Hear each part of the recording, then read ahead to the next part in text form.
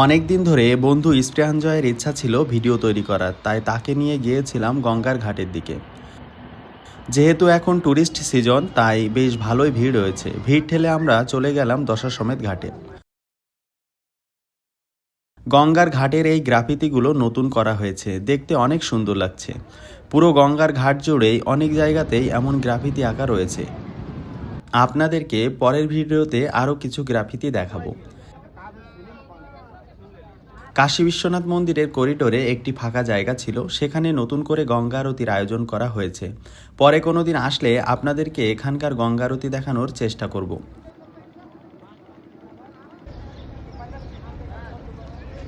আকাশ একটু মেঘলা থাকায় আজকের আবহাওয়াটা একটু ঠান্ডা রয়েছে, তাই স্বস্তিতে ঘাটে ঘুরে বেড়াতে পাচ্ছি।